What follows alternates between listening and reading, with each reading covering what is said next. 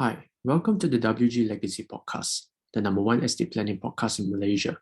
My name is Ian, and today I'm going to share with you 4 scenarios on how a living trust can be used to protect your finances. And before I do so, let me quickly explain what a living trust is. So first, the person who sets up a trust is known as the settlor. A living trust is like preparing a box, and the settlor fills in assets into the box.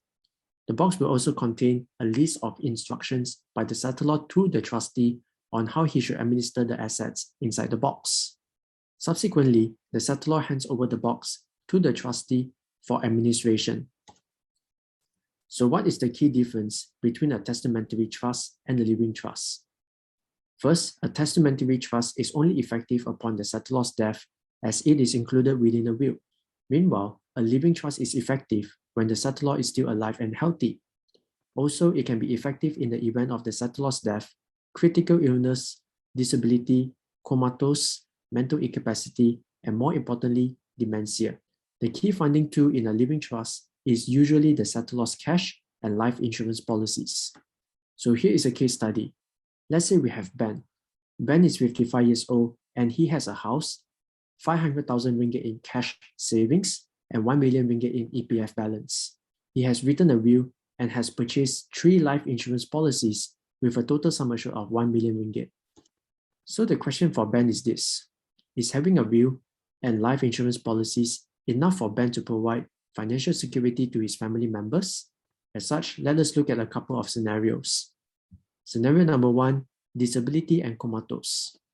Now over here, it is important for us to note that setting up a trust is about solving the issue of accessibility to assets in the event of death, disability, and any other unfortunate events.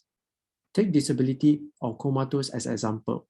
As mentioned, Ben has 3 life insurance policies with a total sum assured of 1 million ringgit. So let's say one day he was met with an accident and he was totally disabled and comatose. The question is this: will his insurance company pay him the 1 million ringgit? Yes. Does he still have his 500,000 ringgit in his bank account? Yes. So if the insurance company transfer the 1 million ringgit into his bank account, resulting in him having 1.5 million ringgit in his bank account, can he get access to this money? No. As a result, his 1.5 million ringgit is as good as frozen in his bank account.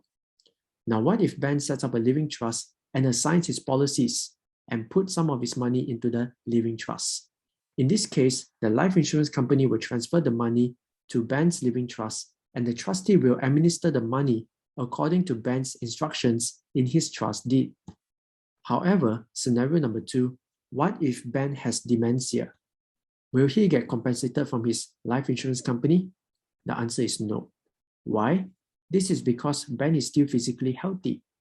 But the thing is this: Ben has forgotten all his username and password to his bank and EPF accounts. He has lost the mental capabilities to manage his own financial affairs. So if Ben sets up a living trust and puts some of his cash into his living trust, upon suffering from dementia, the trustee could pay out money to Ben's appointed guardian and thus allowing the guardian to take care of him. As a result, this solves the issue of accessibility to one's assets resulting from dementia. Right now, let's look at scenario number 3, which is death. So this is pretty straightforward.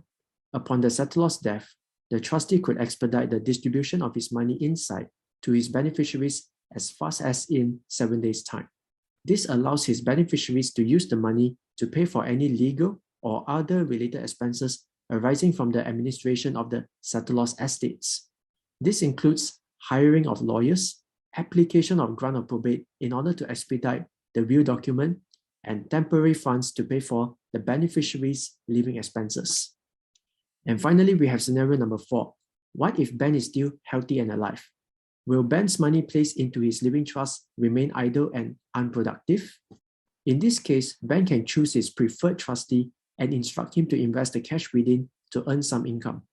Let's say Ben chooses his preferred trust and he places 100,000 ringgit into the trust, and the trustee could invest and bring him 5% in interest income per annum. As a result, while Ben is still healthy and alive, he could earn 5,000 ringgit a year in passive income. So in short, why should we set up a living trust? Well, I believe this is because number one, it solves the accessibility of insurance funds and money if the settlor is totally disabled and comatose. Number two, it covers the event of the settlor suffering from dementia. Number three, fast distribution of money to beneficiaries upon the settlor's death. And finally, number four, can earn interest income while the settlor is healthy and alive. The amount of income depends on the trust company you wish to work with to set up your living trust. So choose wisely. And with that, I would like to conclude episode number 6. I hope that you have gained more knowledge and insights about a living trust.